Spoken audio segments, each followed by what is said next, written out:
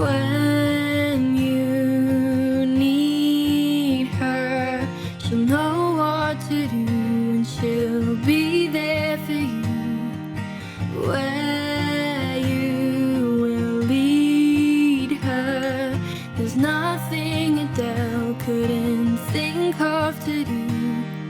She's all you ever needed in the wrong situation. You're caught in the middle, no way of escaping. Till out of the blue she runs into you. There's nothing that she couldn't do. She's a travel counselor. It was so funny. There's so many workmen around here. It's just full of activity, this street, isn't it? It is. But the houses are slowly getting built since 2 weeks ago. Yeah. It gets busy though with parking. Yeah. And sometimes if you go out for a walk, it's... Yeah, but look, this area is developing so fast. It's amazing. It's a good area. Can I have a look at your arm? Give us a look. So your bruises are pretty fresh still. I just noticed that. You've still been pinching? Yes, but I noticed. So the way that you've made me think has been to think outside my own body now. So it's like before I couldn't see the bruises because all I could see was my internal pain. But having been able to look outside of my body now, I went to the bathroom the other day and I looked and I thought, God, that was awful. And so I came up with a way to distract myself. Ah, what did you come up with? I'm planting trees in the garden. Ah, that's fantastic. Yeah, so in England I love to plant fruit trees because we love to make our own produce. Do you want to come and see? Yeah, I'd love to. Yeah.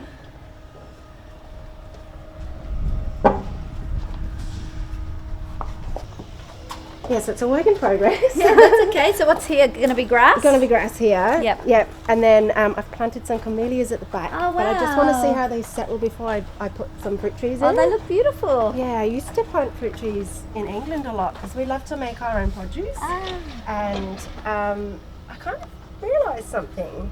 Yeah. So when we planted the fruit trees in England, and we used to pick the fruit from them. Yep. If there was a tree that had died, wasn't producing fruit anymore, we would cut it down. And I sort of feel like that's what happened to me. Like that's what I've done to myself. So you feel like you're the tree that doesn't bear the fruit? Yeah. Oh, Abby, that's a terrible way to see things. I know. Because it's not a permanent thing. Remember last time you told me that it wasn't there's no damage there. So you're quite capable of having children in the future, aren't you? Yeah, yeah. You're not a tree that needs to be cut, Abby. Oh, that's a terrible way to see it. Yeah. But it does sound like that you're looking at things from the outside now. Yeah. Yeah. It does. And every time I get anxious and I feel myself sort of pinching myself or clawing at myself, I come out here and I spend time in the garden and I water the plants, or as I said, I'm gonna put some fruit trees in. Good. Do you want to sit outside today? Yeah, sure. That's wherever you like.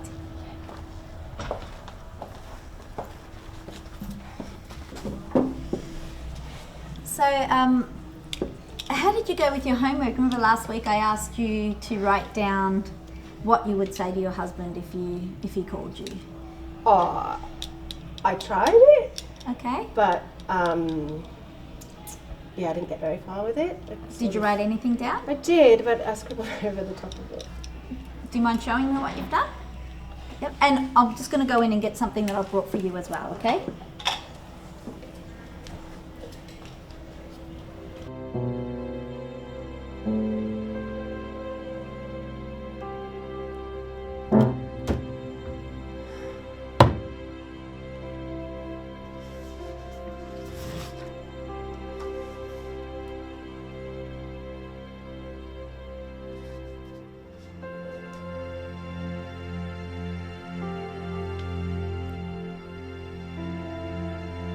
Dear Stevie, I'm sorry.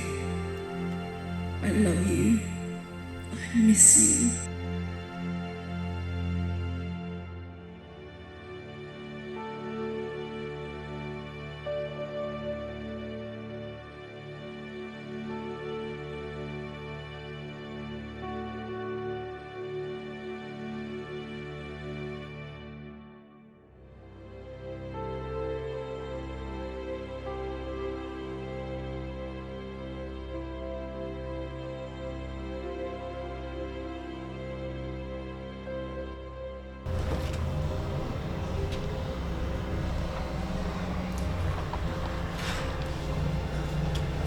Look, it's... yeah. Okay, so you've made an attempt, but you weren't happy with what you were writing? Yeah, it just felt too hard to write. I knew what I wanted to say, but it's like writing it down just makes you think about it all again, so yeah. Okay, so you're really into protecting yourself from that moment. Do you want to tell me a little bit about this? So tell me, let's start with I'm sorry. So what would you be sorry for? What were you going to write about feeling sorry? I do feel like I let him down. I feel like I made this whole situation about me and forgot about how he might feel.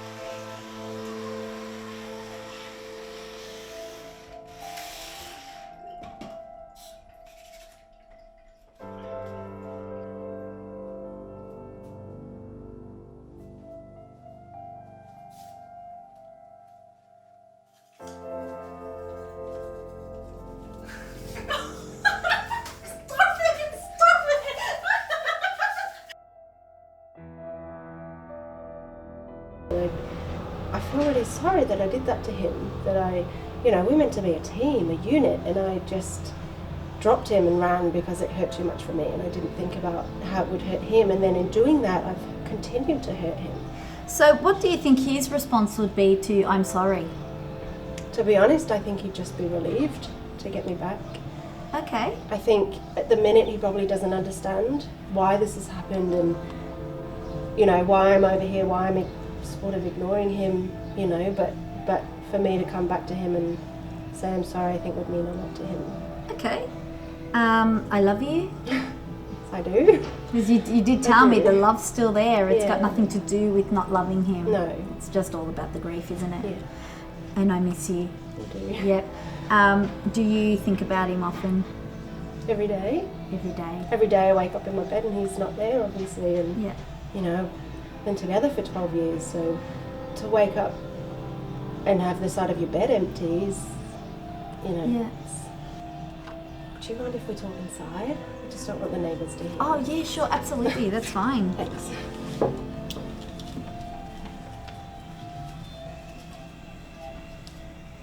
She's a travel counselor.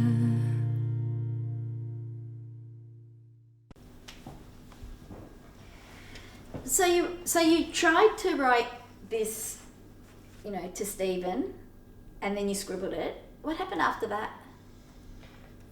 I actually walked around the house for a bit and just sort of, aimlessly walked, and then I realised that I've built this really big house, and I don't know why, because it's empty.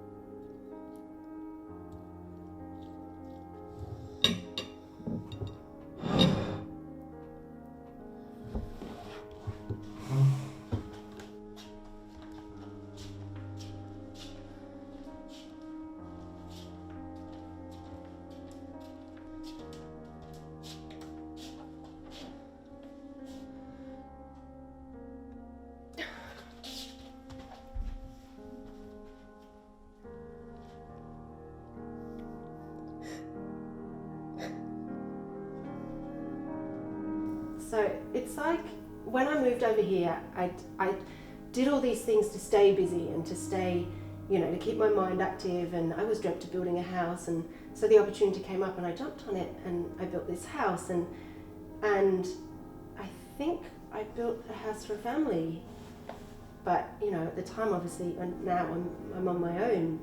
It's almost like subconsciously I built it wanting Stephen to come over here and live here with me, and for us to potentially build a family together in this house. Okay, that's actually, you're definitely looking at things from the outside now, aren't you? Yeah.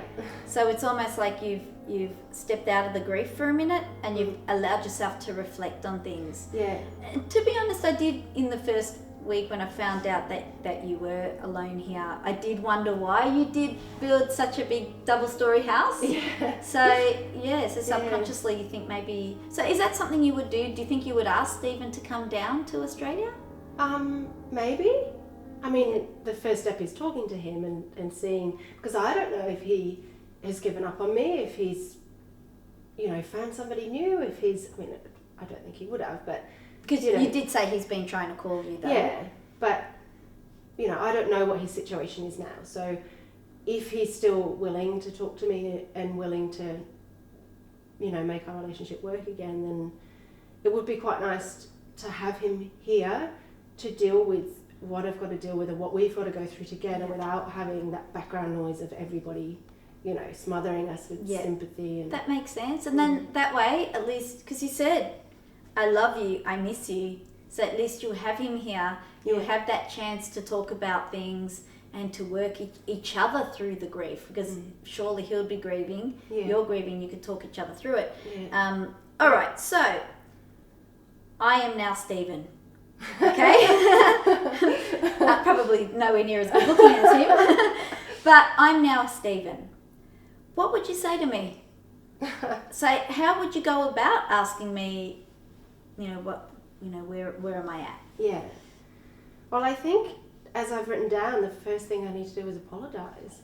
Because I keep using the word selfish, but it now feels selfish to me what I did, to just leave him and only focus on my own emotions and my own pain, and to leave him, wondering where his wife's run off to and dealing with the grief of losing I her. don't want you to feel guilty about that, No. okay? And selfish, because that is it. I've got some information about grief and loss, and it kind of it says in there, which I'll show you, is that everybody deals with it in their own way, and you're riddled with grief, and when that happens, it's very difficult to step outside. You probably wouldn't have stepped outside unless I told you to step outside, right?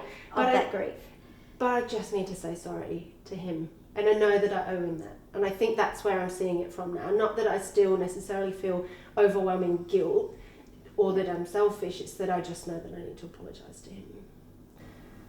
So I've got something to ask you, if you don't mind, and feel free to say no, it's fine.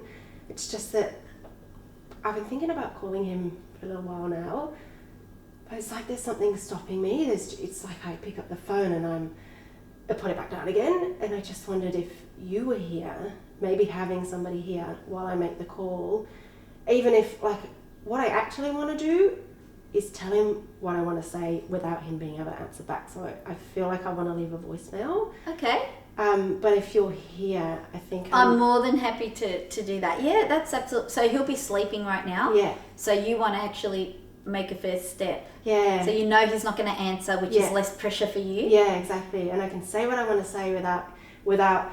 It's almost like I'm nervous about how he's going to respond. So if I can just say what I want to say, then. Okay. That's more than fine. Do you want to do that now? Is that okay? Yeah, it's more than fine. Okay. All right. So do you have a phone? Like your phone? Yes.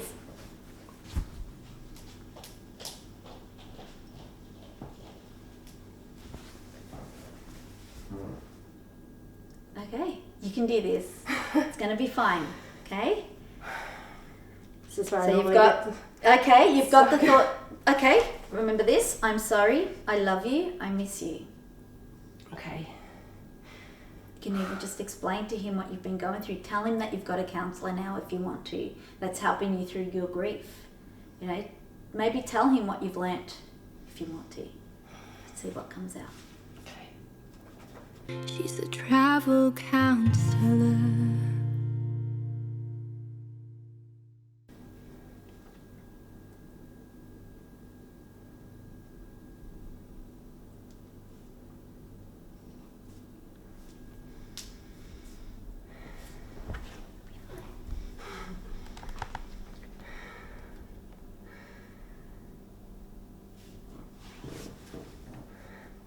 Hi, Stephen. It's Abby. I just wanted to call and say I'm sorry. I know you're asleep right now. I just wanted to say I'm sorry and that I love you and I miss you. And I'm really sorry for leaving you, for not explaining, and for leaving you probably wondering what's going on, but I'm here and I'm happy and I'm safe and I'm working with somebody now, so I'm I'm with a counsellor who's helping me get through the grief of losing our child. But I just wanted to make the first step in making contact with you. So I'm here and I'm looking forward to speaking to you soon. Bye. Well done. You did a great job. That sounded heartfelt, and hopefully he responds to that in a good way. That's really good that you did that. Well done. How are you feeling? That was very, very brave. I feel relieved, I think. Good. Now I kind of can't wait to hear his voice. Good. That's fantastic. Hearing his voicemail is sort of, I don't know, I miss him. I really miss him. It's good to hear. Yeah. Well, let's hope that he now calls back and it's a positive conversation on the phone. And where to from here, Abby? Will you ask him to come here? Will you be going there? Would it just be phone call conversations? In a perfect world, what would you like to happen? I think we just need a conversation. I think we need to open up communication again, and I need to find out how he is and what he's doing, and then we'll see, and hopefully he still loves me. I think he does. Yeah. And just let him know that you've now come to realise that he's grieving too, and that's something that you never realised before. Yeah. Because your grief kind of trapped you into your own dark thoughts.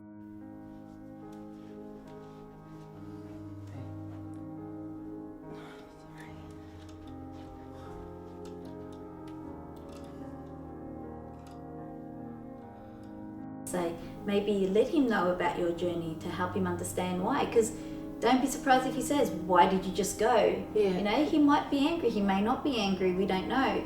But just be prepared in your mind for the different ways, that he could be thinking. But look, I do have some information for you about grief and loss. Okay, so I've actually Googled it and I've printed it out for you. This is called psychoeducation. So it's just for you to, basically it kind of summarizes what we have discussed in the past, what grief is, which is, so what have you learnt that grief is? It's the loss of something, it's losing something, and the emotional side of dealing with that. Yep, and that, basically people grieve with things in their own ways. Some people get angry, some people feel depressed, some people's anxiety rises, a lot of people isolate themselves. Some people just brush it off and just move on like nothing has happened. Some people like to talk about things, some people don't like to talk about things. So, and it could be a mixture of ways, that one day you might feel one way, another day you might feel another way.